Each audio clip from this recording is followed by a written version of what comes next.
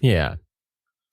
I'm not going to ask you what's absolutely wild. Yeah. Given the tone of this episode that we're coming into, hey there, everybody. My name is Kevin. With me is always is Phil, and on today's show, a slight change in programming. We're sad to announce that he might have been the first person we interviewed on this show. He was among the first. It was 2022. 2022, really early on. Yeah. Yeah. William C. Dietz, Bill Dietz, has passed away. I believe he was 81. He was 80. Yep. He was 80. At least 80. Yeah. Yeah. But he passed away last night as of this recording, or yesterday as of this recording on the 15th, on the Ides of March. So today, we're just talking a little bit about remembrance of him, and then we're going to just transition right into the old interview that we did with Bill Dietz. I want to thank our patrons, as always. You guys make the show. It would be worth doing if you weren't here, but you're an extra little sprinkle of spice. I want to thank And You Are Hiding, Song 85, Jesus Loves You, Kyle Seaman, Ruthless Mutter, Middle of Things, Sigma Sal, Sanguine Flatulence, Shia Lude, Chet Beaks, Dummy Thick, and Friendly Friend. Thank you so much for being a friend. Patreon.com/pixelatpod. So Phil, what is how are you feeling? How are you feeling with this? It's a bummer. He was not just early on in terms of the authors that we had the pleasure of speaking with, but he was one of our earliest. He wrote one of the earlier books that we read in Halo: The Flood. It's kind of surreal in that sense, where he's left such a mark on writing for hire and science fiction and novelizations and everything like that. He's just a cool damn dude. And we got to find out personally, especially early on when we weren't quite used to interviewing people. Yeah. It was literally, poor Kevin. I think I literally was just like, hey, I reached out to some writers and a couple of them said yes. Are we going to do this? Let's do this. Let's do it. Yeah. And it worked out great, obviously. But yeah, for somebody that early on who wrote such a popular book, to sit down with us and chat with us and be really gracious with his time. And he was a lot of fun. It was the second Halo book published, I believe. So yes. Fall of Reach is first, by Eric Nyland. And then there's the adaptation, The Flood, which is the adaptation of the first game. Yes. Yeah, exactly. The first one was like the prequel, basically. Yeah, it was like the prequel to the game. Yeah, exactly. So when we got into The Flood, we got into the actual game itself. And while there were a couple of things that drove us a little nuts, simply because it's early video game adaptation, I also still remember it being like really serviceable in the sense that he added some stuff here and there. He made it his own. Yeah. Which is really cool. And there's an amazing moment. He added this entire character of an elite who is kind of like the rival to Master Chief throughout the entire book. And he finally catches up to Master Chief, and like a fucking elevator falls on him or something like that. Yeah. He has fun with it. Like there's a lot of fun in the way that he writes. This guy, he was prolific. He wrote in the Star Wars universe. He wrote a trilogy for Star Wars. He wrote Mass Effect, Hitman, and StarCraft. So we're not done with Bill. No, we'll be back. We'll be back reading his stuff again at some point. He wrote the novelization for, it got pointed out to us through the Resistance. Was it the Resistance fan page or something like that? Posted about it from Bill's account, where it was announced from his from his family that he had passed away. Yeah. So yeah, it's one of the things that sticks with me. It's something that has been in the back of my mind as I'm in my 40s now. So he didn't publish his first book until I want to say 1985, and he would have been about 40. Yeah, he was about 40 when he gets his first book published, and he would talk about, and I believe it's in this interview. I can't remember if he said it on camera or off camera, but he would talk about how he was like, all right, well, I can write a book a year, right? So a book's like, 60,000 words. If I write 5,000 words a month, 12 months, I'll have 60,000 words, and I'm going to do that every year. And so I did that every year, and I did that for the first 10 years of my writing career. And after 10 books, I said, okay, I can quit my day job and focus on writing. That's right. And I remember that. I remember that so clearly because I was like flabbergasted. I was like, it really is that simple. Just to hear someone break it down that simply, like just focus on getting 5,000 words out in a month. Yeah. And then move on to the next month and do it again. Right. And it's just, and I'm just sitting here and now, about 4 years later, I've written one novel that I'm shopping around. I'm working on another one, and I don't think that's a coincidence. Like, we've talked to Bill, we've talked to a lot of great writers on the show, and the dirty little secret for us on this show is that half the time it's just inspiration for us in terms of our personal projects. Like we're happy to get these guys' words out to you, but they're also acting as kind of like, mentors for the evening. Yeah. And these guys are the ones who do it. Like these are, the working class writers of the world, the write for hire guys. And there's a doggedness you have to just keep at it like that. And that's who you want to talk to. Yeah. If you need that kind of inspiration. We've corresponded. We haven't spoken directly with SD Perry, but we've corresponded with her. Absolutely. Alan Dean Foster was lovely. Alan Dean Foster was lovely. Oh, wow. We've talked to some really kick-ass people on this show.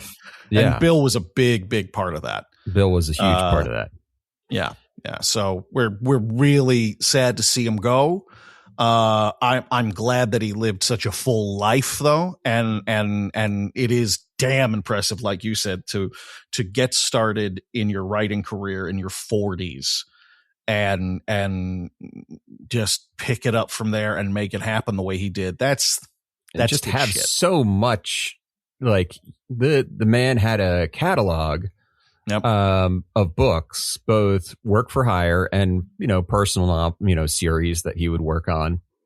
That is nothing to sneeze at for someone who started in their 40s and just said, one book a year. And that worked for him. That worked. You can go on Goodreads, and if you go to his author page, there are people who posed questions to him on his author page that he answered. Oh, you see, that makes perfect sense to me. That I believe that 100%. Because he was that kind of guy. He was like, of course I'm going to talk to these people. Of course I'm going to give them their advice. Like, why wouldn't I do that? It would never have occurred to him to say, you know what, guys, I don't have time to come in and chat with you for a little while for your show. You can tell he was that kind of a guy. Yeah. He wanted to share the craft. He wanted to share the excitement of it, the nerddom of it all. Very, very, very excellent person. We're really lucky to have met him. Yeah. And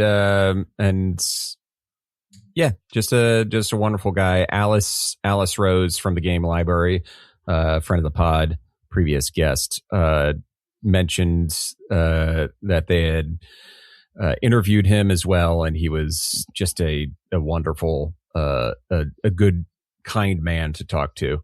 So, R.I.P. Bill, you will be missed, but absolutely, we're thankful to to continue to talk about the legacy that you leave behind. Absolutely. And we're going to be talking about you a lot, and that means you live forever. That means you'll live forever. Thanks for the time. Thank you for your words. Now back to the earth with you.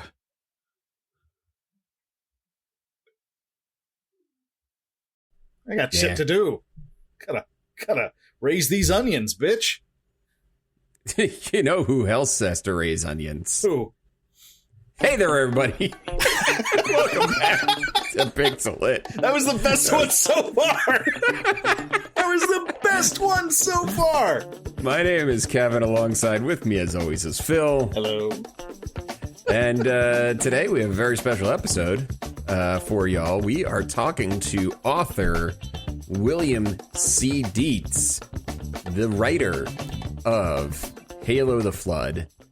He's going to be on the show talking to us two podcasters. Two schmucks with microphones and about how that book happened. And I think he answered some pretty interesting questions, don't you think? He was a very informative, very knowledgeable, really stoked to be here. He was so generous with his time, and it was terrific to actually be able to put the person to the book that we talked about for 5 hours. Yeah, exactly. So it was good to put a face and a voice to the name and the words of the book.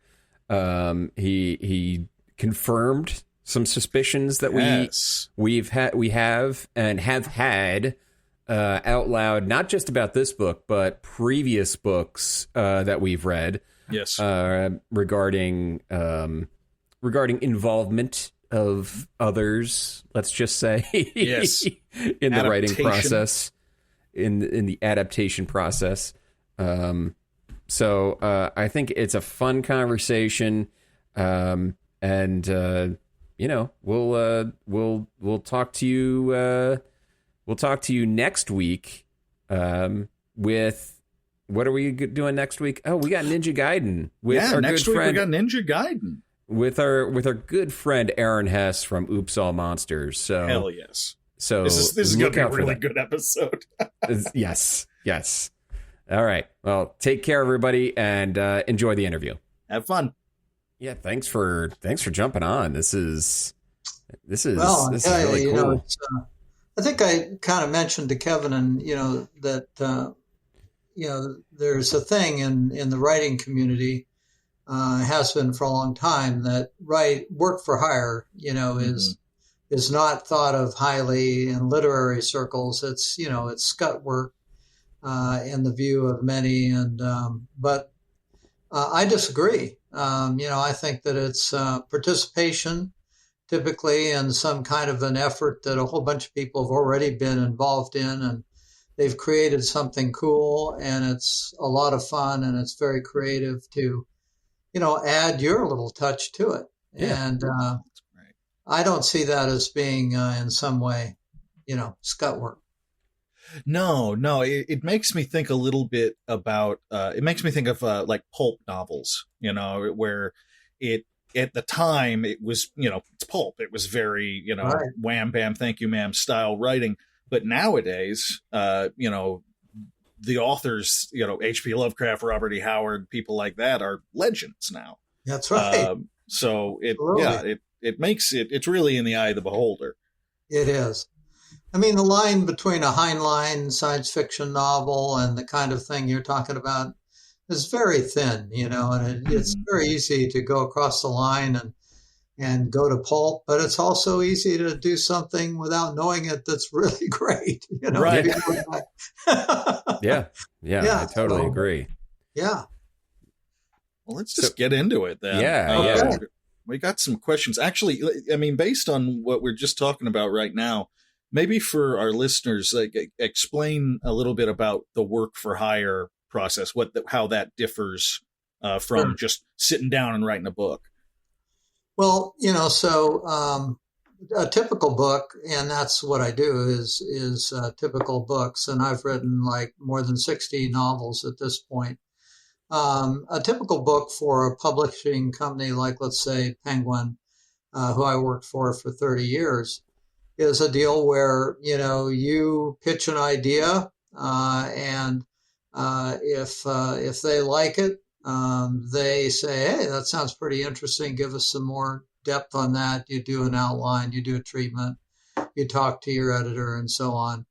Eventually, that turns into a contract, and you sign it, and you get some money up front, and you go write the book, and then you turn it in, and hopefully it does well. And but everything in that book is determined. The content of the book is determined by you. The cover of the book, the way it's edited, the typography, all of that is determined by the publisher. Mm-hmm. Work for hire is different from that model, and that what you're doing is you are being hired, like you might hire a brick mason to build a wall. You're being hired to do a job, and that you're building job, a wall of words. Yeah, perfect. Text. Perfect, exactly. That's a really good simile. So, and because you're a workman or workwoman, as the case may be, the terms of the contract are basically do what we say and deliver a certain kind of product at a certain time for a certain price, and please be on time, and all of that,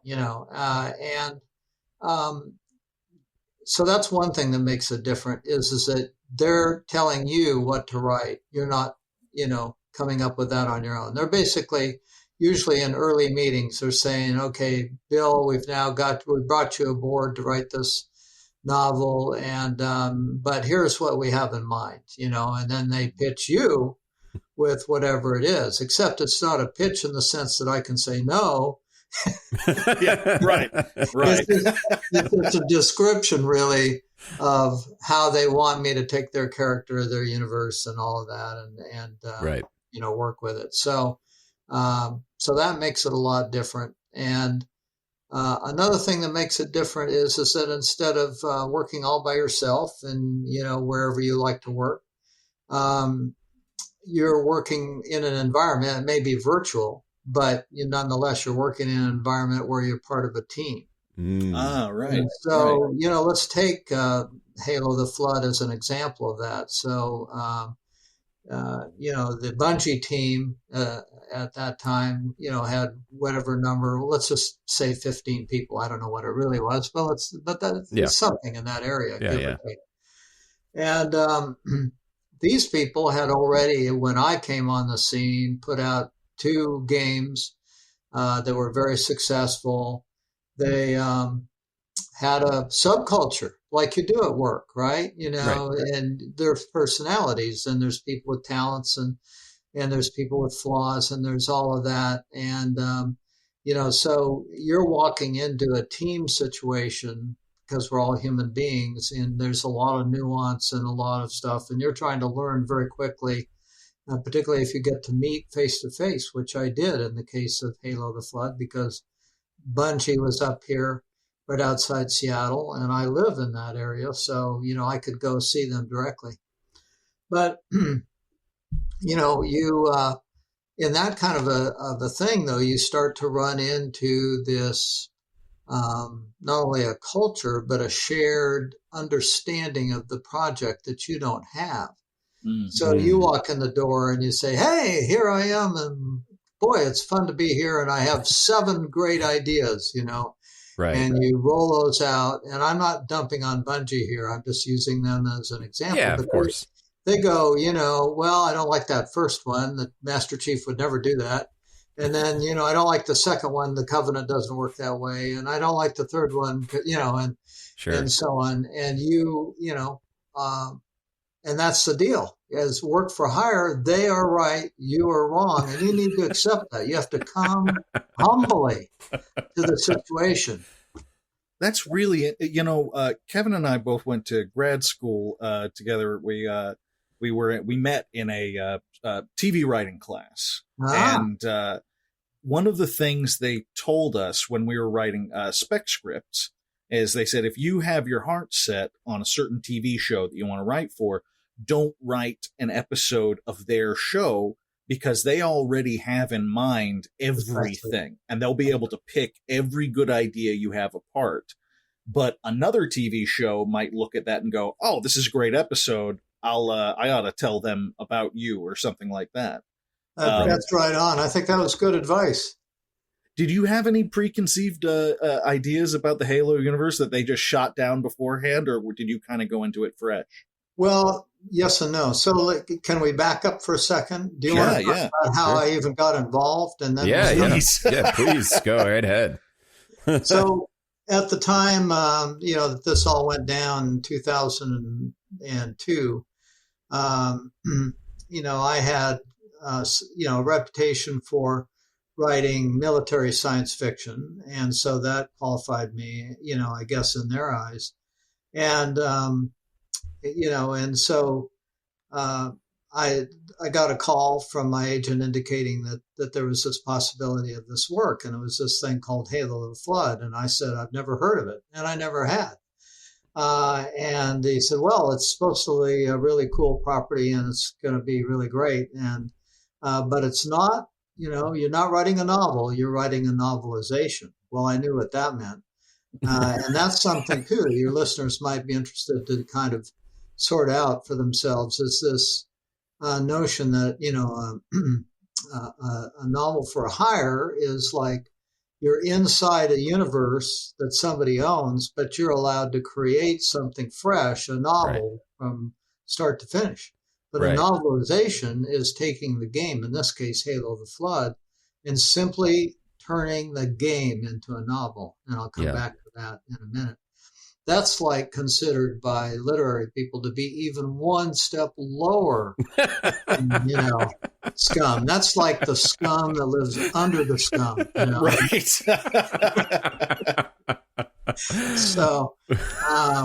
So that's not considered to be a real thing that you want to, advertise with your career typically, but I do. Sure. Anyway, so I got this thing, from my agent, and I said, well, I need to think about it, and particularly given that he already knew that the timeline was going to be basically 3 months. And, typically even I'm a pretty fast writer. That just is my nature. And I often write a book in half a year, but 3 months is really, really that's a lot. No joke. That's crazy. And so I went to the source of all knowledge where games are concerned, which is the GameStop in my neighborhood, right? Nice. And I, go to the guy behind the counter who's got the long hair, the tattoos, and all the requisite stuff going. And I said, I've been asked to work on a project called Halo the Flood. And I said, is that game any good? He goes, oh, dude, that game is fabulous. We can't even keep copies here. I mean, it just flies off the shelf and people love it and everything, And I thought, okay, well, if the guy at GameStop loves it, then, it people must like be it. good. Yeah. So that's all the research I did there. And then I went back. I went back and I said that I would do it. And so now coming back to your original question, there were meetings off the top with the team to kind of establish what was what and what the tone was, what they were looking for, and all of that. And they were looking for a straight-on novelization of the game. And I said, I just cannot get completely there.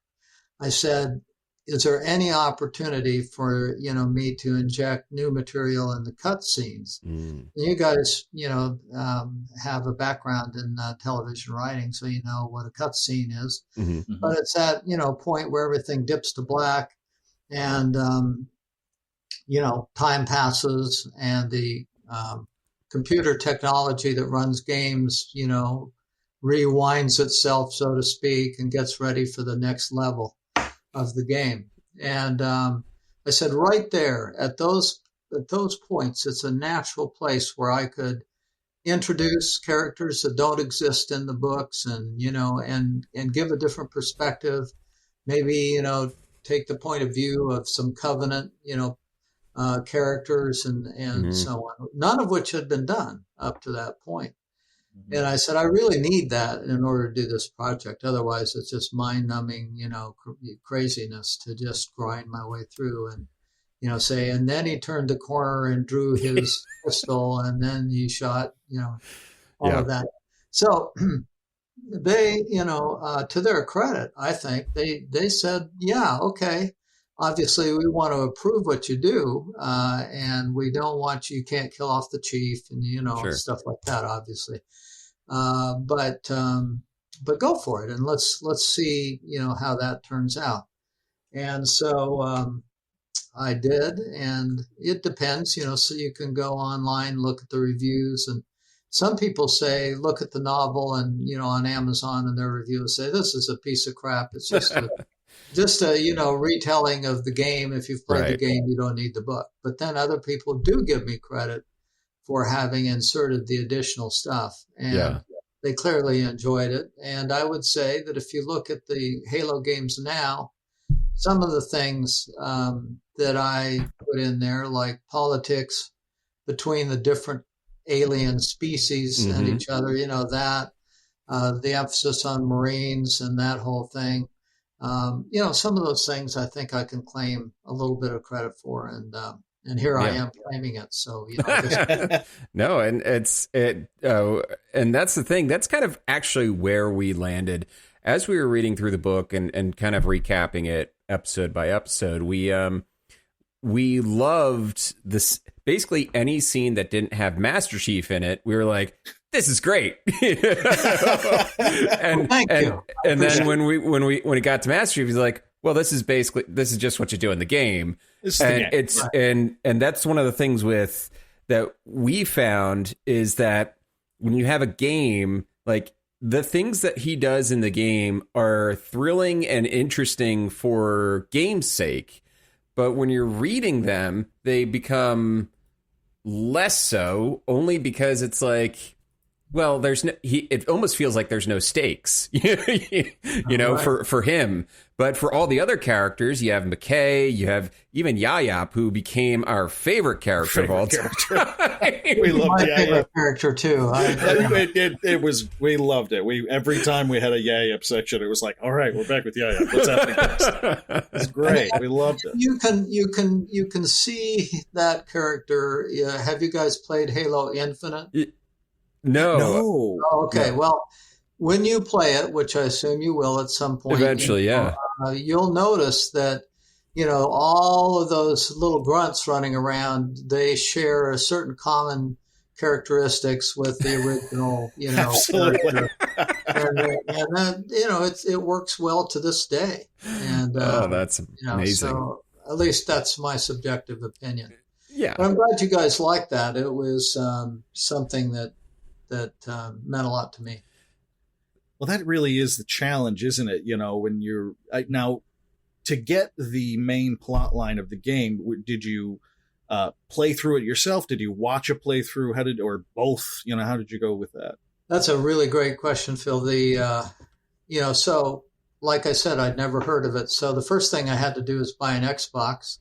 And the second thing I had to do was to, play through the game as you suggested, just to see if I could get through. How hard was it to get through, Right. So I started out like on normal and, which I was used to playing. And then I thought, no, this is stupid.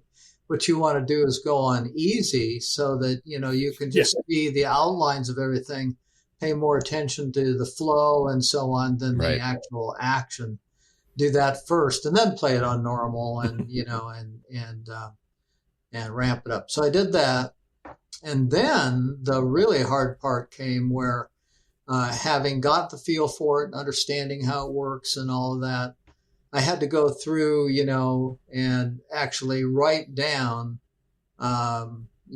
everything that happened. So, play a little bit, stop and say, and then the Master Chief went up over the hill and wow, then suddenly there was this construct there and, there was a great blue light around it and a spaceship, you know what I'm saying? Yeah. Absolutely. And we actually had a specific moment that we talked about in the game where Master Chief is sniping people from a distance. Right. He's sniping Covenant from a distance, and then he's lost track. He's got blinders on, basically, loses track of what's right around him, and basically gets jumped on by some jackals or something along those lines. And I said to Kevin, I said, that happened to me when I was playing the game. Do you suppose that happened to him when he was playing it? Probably. But that's one of the interesting things. We all know this, of course, because we've played a lot of games. But there's enough variation in what could happen to you in that game that that might have happened to you or might not. Sure. Absolutely. And that's helpful. So the version that people saw of the game was the one that happened to me, but they probably experienced it slightly differently, Right. We found out. So, all right. So it was 3 months to turn around 85,000 words. Is that what the contract said? That's what the contract called for. I sent you that little snippet. Yeah. Now, do you find that in other work for hire jobs similar to this one, maybe in the video games industry, that kind of follows around? That's about right as far as about 85 to 90,000 is very typical. I wrote a Hitman novel, which was not a novelization. It was a novel. Mm-hmm. It was about that long. And for example, but in 3 months. No. Okay. No, I think I had 6 months or maybe even more to write that. And right. Yeah, but it was fun, and that had its own strange flavorings and everything too. Oh yeah, Hitman's. We actually, in the process of looking you up, that was me finding out that you'd written a Hitman novel, and I think that was me finding out there was a Hitman novel. Yeah. So I was like, all right, we better put that on the list. Bill, did you have any contact or discussion with Eric Nyland, who absolutely. No, I know Eric, or I haven't seen him in years. I used to see him all the time at science fiction conventions, but as you know, we haven't had any science fiction conventions in a while. Sadly. Right. Yeah, sadly indeed. But no, and he was very much involved in part of the team there, and an important part of the team. And he, of course, wrote Halo, Reach, and which was a great book. Everybody loved that book, and it was the precursor for what I did. Right. And so yeah, he did a great job, and he'd be a great guy to talk to. He'd be able to give you a lot of that, inside stuff, about what it was like to be on the team and be writing, a novelization at the same time. Yeah, as I was a different look. Yeah, because I was curious if he had to provide you, because I noticed you had a couple of tie-ins to events that happened in Fall of Reach around the character of Major Silva. So it was a neat little thread to follow. Right, right. Did they keep some sort of a Bible or something? Good question. I'm trying to remember. I know they gave me materials. It's been 20 years. I know they gave me materials. Right. Yeah, fair enough. Yeah, but not on the scale that Lucasfilms did when I wrote the novellas for Jedi Knight. Mm-hmm. I mean, box after box got shipped to my door. Art, got shipped. Yeah. Stuff that I have hanging on my wall, which is, I could probably sell it at a convention for a lot of money. Probably. That's that was, and then they had a Bible so strict, and so complicated. I mean, it just covered every single book that had been done, all the movies, fit the whole thing together. It was intense. And that sounds about right, because when I talked to David Fox, who was one of the earliest members of Lucasfilm Games and ran the studio briefly, he was talking about how at Skywalker Ranch they just have material and all of this material set aside, and even him, just as a force of habit. When I interviewed him several years ago, he said, "Oh yeah, I have photocopies of literally everything I ever did for for yeah. Lucasfilm that he That's how sent they me. rolled. And look, and the ranch, I got to go to the ranch, guys. I just That's oh, awesome. That's too cool. tell us about the ranch. Tell us about the ranch. Don't leave anything out. And, you know, it's great. I went with my editor. She flew in from New York to San Francisco, and I came down from Seattle. And, you know, and so we rented a car and we drive out there, and she's navigating and she's saying, so this place doesn't have a sign, Bill. There's no sign. There's no anything. All there is a black post office box, you know, mailbox. And, you know, had, I forget, some numbers on it. And that's what we have to watch for. And sure enough, up comes this thing, and it looks like you're turning into a driveway, maybe to a trailer home or something like that. And you turn in, and the road gets bigger and everything. And then this house that Lucas built appears, and then the library next to it, and then the shed, you know, the big buildings where all the computer stuff is going on. That's amazing. Yeah, it was pretty cool.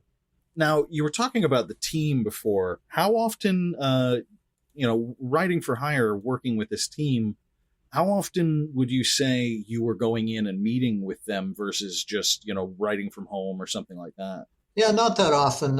You know, there was the initial meetings, and then it was mostly just from home and on the phone and that kind of stuff. Zoom and stuff wasn't what it is today, obviously 20 years ago. Sure. So there wasn't as much of that kind of, you know, video meeting or whatever. In fact, I'm not sure there were any back then. And, you know, once it was on track, and of course I had an editor who back in New York who was tracking what I was doing. And I think I was sharing, you know, stuff as it came out, and he was sharing it with them. And so there was some real time editing and checking and feedback, and they're telling me, hey, back off on this, Bill, or hey, this works, you can keep that. Right. And you know, so that was going on. But I have to say that, you know, I came to writing late. My first novel was published when I was 40, so I've never been a young man in science fiction. You hear that, Kevin? I got 8 months. I got 8 You have months. 8 months, Phil. And I'll be on the same schedule as Bill here. Good, because, you know, like I had promised myself when I was in my 20s that I would write a book, but I got to be 39. I hadn't started. And I sat down and wrote the book. I said, I got to keep that promise to myself. I'll write the book. It won't get published, but I'll write the book. So I wrote the book and I sent it in, and Ace bought it the first place I sent it, the first time I sent it. Holy cow. Yeah. That's amazing. And it wasn't because I was really, really, you know, great, that I was some amazing author. A couple of years later, I was having lunch with my then editor at Ace Books. And by that time we knew each other. And, you know, so she felt she could say this to me. You know, she said, I was recounting how wonderful it was when I sold that book. And she said, well, you know, the thing about that book was, Bill, it wasn't that great a book, but we needed some of that shit right at that time, you know. Right place, right time. Fill I'll the take need. it. Take it, baby. I love it. So, yeah, I get no respect, but None. anyway. Hey, man, you're the one who decided you wanted to write sci-fi. We can't. That's just an ingrateful fan base. But so anyway, we digress. Oh, I got a question for you. Yeah. Without breaking any NDAs or anything like that, was there anything that you wanted to put in the book that they just came down on hard and just went, no, absolutely not? That's a good question. I don't remember them saying, no to any of my little segments, but Sure. I remember them giving guidance about aspects of those things that they liked and didn't like. I don't remember all the refinements of that, but I think the one thing that bugged me that I felt badly about, was the end of Halo the Flood. As you know, they blow the ring up. And they told me everybody that you create in these interstitial spaces, for lack of a better description, is going to have to die when the ring blows up. And I didn't like that. Yeah. Well, we're still holding out hope that like pulled a Boba Fett somehow and crawled out of the pit, and maybe he did. You just never get some one shots. You never know. I'm keeping my fingers crossed. Yeah, that's and that's something that we agreed with, was that it was because it was such a nice dramatic arc with all of these interstitial characters, and then it ends up that they kind of have to have a quick, like, their loose ends have to get tied up really quickly at the end as Master Chief is basically finishing everything up. So it was a bargain that I had to agree to if I wanted to have that additional material, and I thought it was worth it. So sure. Well, in a way, it kind of frees you up, doesn't it? Because whatever choices you make, it all just kind of, the slate's wiped clean in the end. So it's true, and of course, to the extent that you do that, and this is something that probably people who read the novel and played the game probably didn't think about, but from a strategic aspect, a writing aspect, which you guys would understand, in a story, if you kill off a few people that folks like, it really adds a certain amount of suspense and tension and all of that to the book, because they go, this crazy son of a gun will kill anybody off in this book. Sure. I mean, you don't know what's coming, Ask George R.R. Martin. He's Lord, oh Lord, yes. I actually remember when R.A. Salvatore killed Chewbacca and what was it? Prime? Oh, right. It was one of the later books, one of the new Jedi Order books. But yeah, Vector Prime. Yeah, he had a planet. He had a planet crush Chewbacca. The only way you could kill that furry son of a bitch, you had to crush him with a moon, man. Yeah, that was a turning point with certain geeks. Yeah, right. Well, none of us bought that. So, So, what are any other difficulties of adapting a video game to a novel that you didn't run into with the other adaptations? Well, sometimes, and I wrote one, that I'm not going to get into because I don't want to name names here. Sure, of course. All that. Yeah. But I mean, sometimes the companies, there'll be the person who's kind of the owner of the franchise, the big boss or whatever, is exerting so much control that, that they're basically telling you how to do everything, and they're not satisfied with anything they haven't done, and so on. And, that really can kill something. That's one possibility. Right. And, another one is where you sign on, and I'm thinking of a different book now. You sign on to do, something, and they give you orders, and we were talking about kill off characters. They give you orders to kill somebody off and to accomplish certain things for their overarching plot. You do that, and all of their fans go crazy, and spend like it was your idea. Spend the next 6 months flaming you as a result. Right. So, there are dangers, definitely. Yeah. I didn't even think about that one of the inherent challenges is the fan base. Right. Yeah. You got to keep everybody happy. Yeah, absolutely. They can get really, really up in your grill, without a doubt. Oh, yeah. I absolutely believe that. Yeah. Yeah. I think one of the other challenges of writing when you're older is, and I've had this experience, I wrote the 2 or 3 novels in the Resistance series that Sony had, the Resistance games, and which I liked a lot. Sure. I love first-person shooters, and those were really good first-person shooters. I don't know why Sony hasn't brought those back via Steam or via, Microsoft's new online, service. I mean, those deserve to be preserved. But anyway, sometimes you get so involved and you become such an expert because you were hired to do these books that amazing things happen. I wound up co-writing a game for Sony based on a Resistance game. That's just awesome. because I'd written these books and I knew it so well, and I was always correcting people on the team. And Yeah. I know it's better than you at that point. Exactly. Yeah. But that isn't where I was going. Where I was going to go was, I remember that team, I went to meet with them off the top when I was first hired, and you walk into the room. And at that time, I think I was in my 60s, and everybody goes, you just see all these faces there. Everybody in there is under 30, and they're all going, who brought grandpa to the party? What in the world is going on here? And so you have to do a good job to overcome, the built-in. Well, what are you playing now?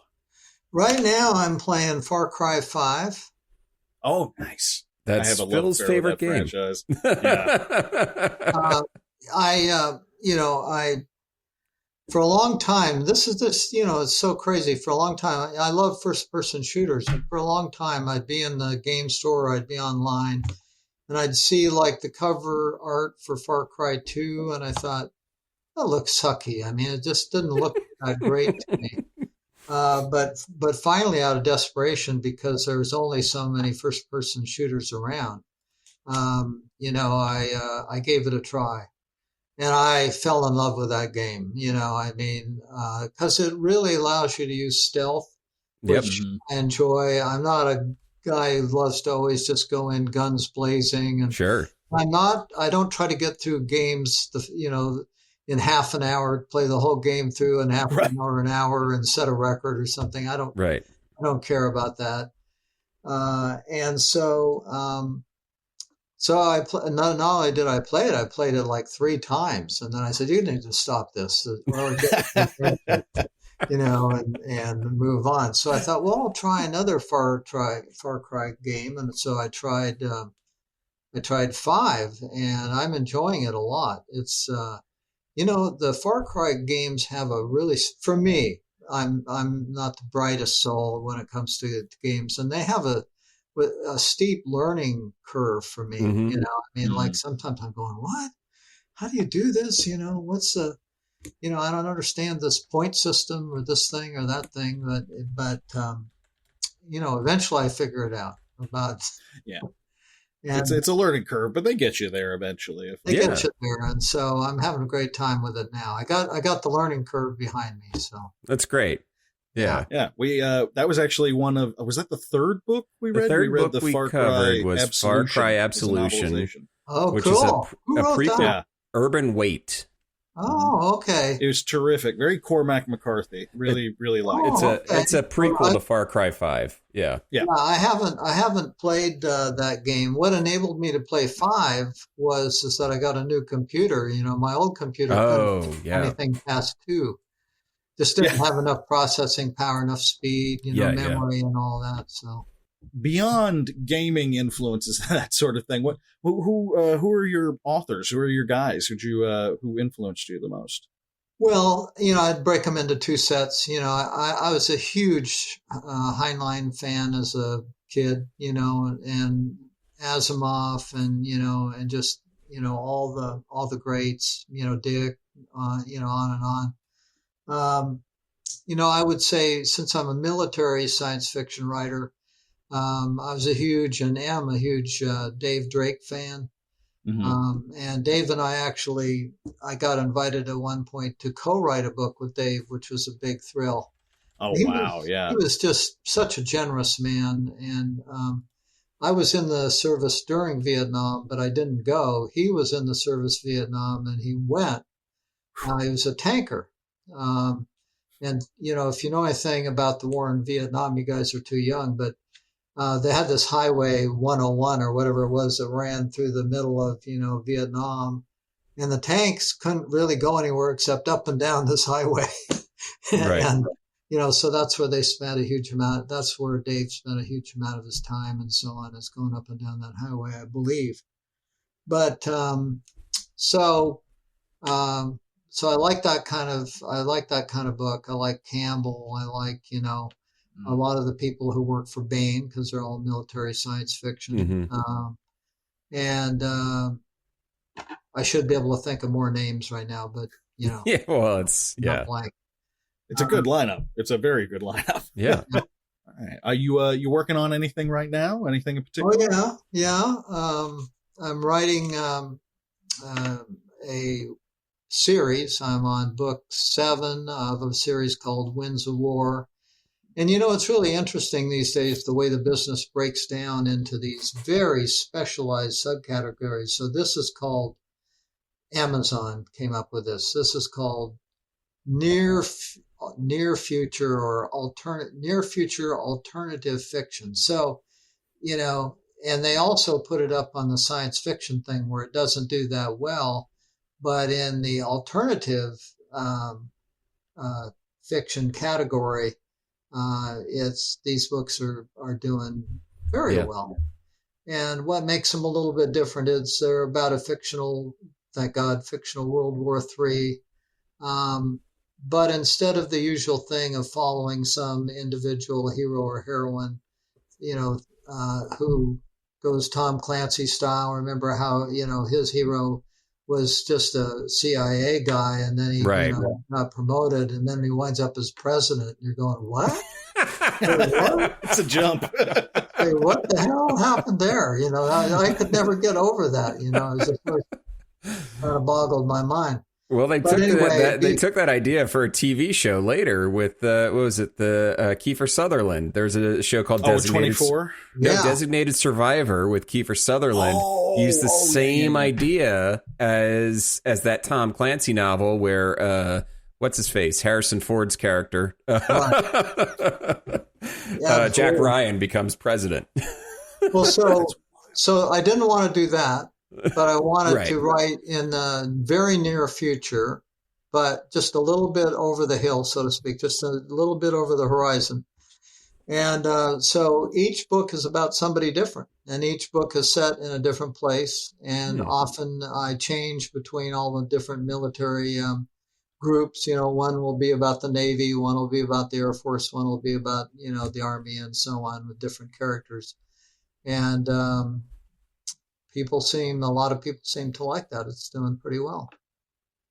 With a series that big, you're on the 7th book now. How much pre-planning do you do before you even get started?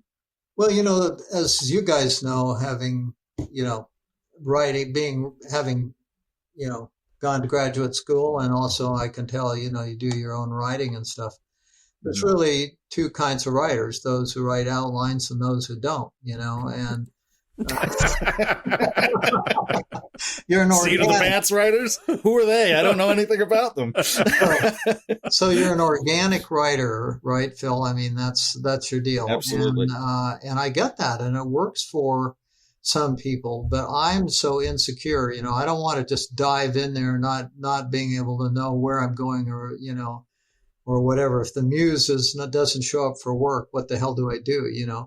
So, so I write an outline, but now I'm going to cop out a bit. I write the outline, but it's fairly high level. So that means that day to day, I'm often writing in an organic fashion. I'll come back to the outline maybe every 5 or 6 days, look at it, see if I'm on track, also look ahead to see what I'm doing.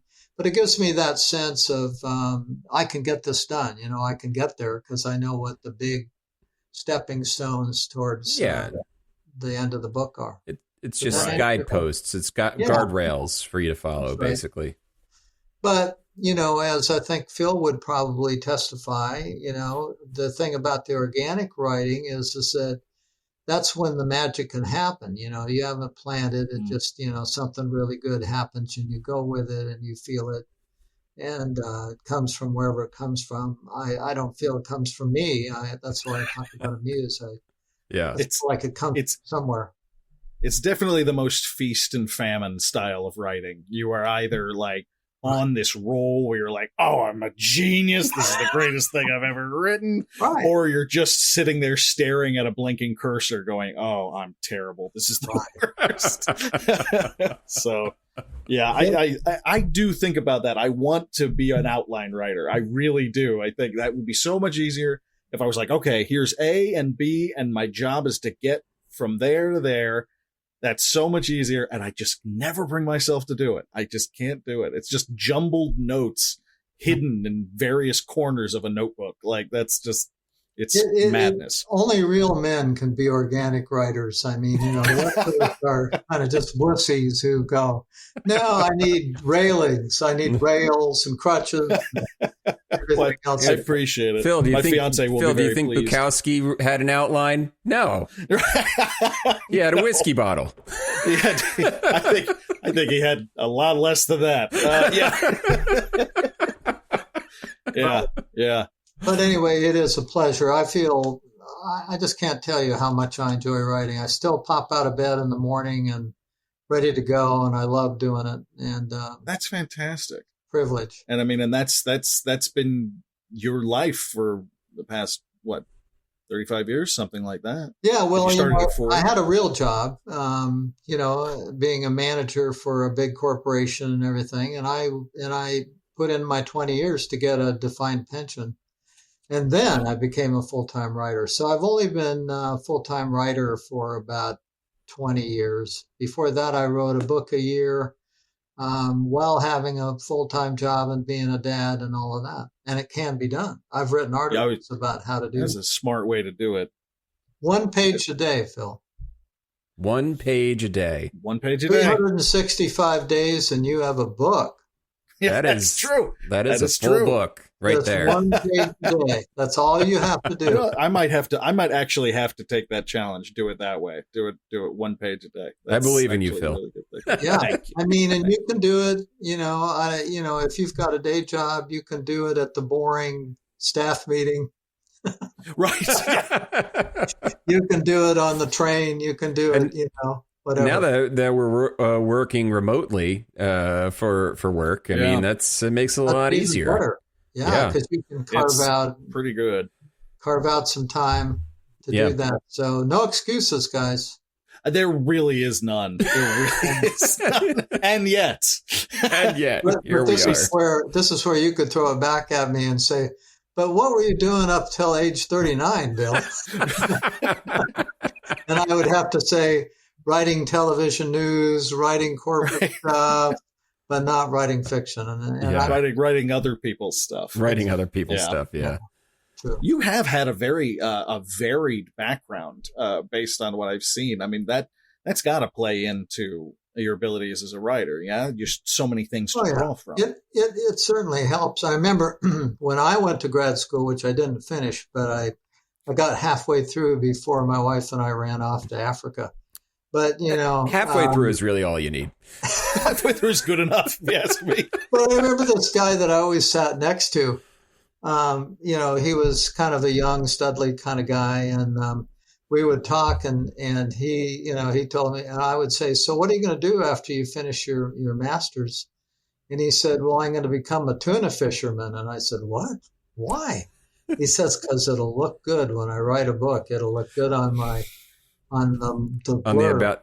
that's people love that sexy background. So tuna fisherman turned novelist. He was just going to do it for that reason. That just kind of,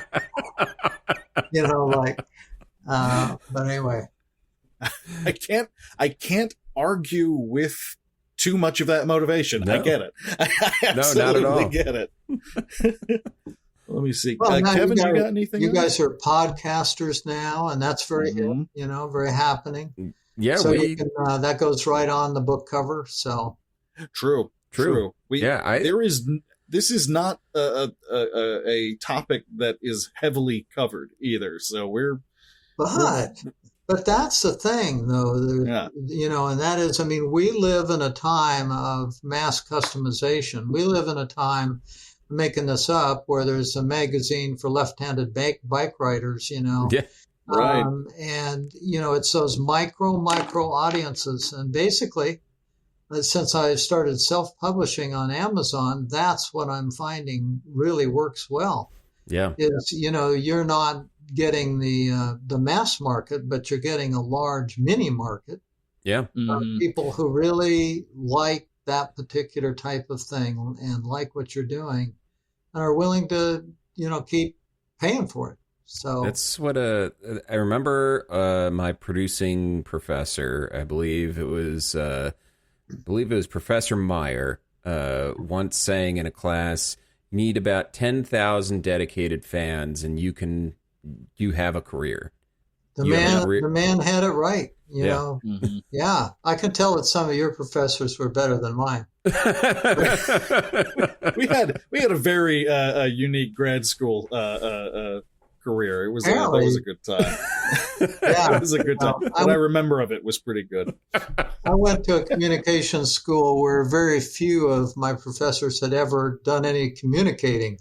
You know, they'd never worked in radio or television or anything. They were all theory oriented, and that wasn't what I was looking for at the time. All of our professors were literal Hollywood burnouts, as if It had serious they were ex-pros that just couldn't. They just didn't want to do it. They were just so tired. Right. They were so tired. You'd get some really practical advice, but maybe sometimes the teaching abilities weren't quite as. Yeah, right. Yeah, no, I know what you mean there. Definitely. When you're 25 years old and you come in and realize the professor is every bit as hungover as you are, and you're like, okay, this is grad school. All right. At the time when I was going to grad school, I was also working full time as a TV director at a local television station, directing 2 evening news shows a day. And so when I became a teaching assistant and they hired me to teach television production, my class could actually go to the studio, crowd into the booth, and watch me get through a live show. Now that's when you actually, can lay claim to having taught something. Yeah, no, I totally agree. It's right there. You're doing it right in front of you. That's as practical as it gets. Oh, now you did mention, to be fair, that Resistance was kind of your baby in the sense, like a franchise you really enjoyed. Were there any others that you've worked on that if they called you up tomorrow to work on something for them, you'd say yes without any hesitation? Well, of course, this boat has sailed, but I still love Star Wars. I'm a big Star Wars fan, so I would certainly have to, listen to their story and so on, but that's not going to happen. Sadly, the number of tie-in books has dwindled a great deal. I mean, there was work there for quite a few people, and now it seems like it just has kind of vanished for whatever reason. Sure. But that's certainly one. I might, entertain Hitman if that came up. That was kind of fun to write. It was so different. Mm-hmm. Different team. It was a European team. And it just had it. That caused things to be different in the way that what they would accept and what they wouldn't. I'll give you an example. So I give the hitman, a Beamer to drive, and it's a real fancy Beamer and everything. And I thought, this is cool. I mean, it's the kind of thing a guy like him would drive, right? I mean, and nope. I get this, email coming back, bag the Beamer. It's a Volvo. Oh. Because these guys are over there in Volvo land, Yeah. So I just looked it up. I had to school myself on Volvos and find out, if there was a sexy one. Thanks, Thank Bill. you very much, Bill. It was terrific meeting you. It's a pleasure meeting you, too. Maybe we'll bump into each other down the line sometime. I hope so. I'd like that. All right. Take care. Once again, we want to thank Bill for coming on the show. If you want more information about his work, please check out his website, williamcdietz.com, or his Twitter @WCDietz. Links to those will be in the description below. Thanks for listening to Pixel It. Good night, everyone.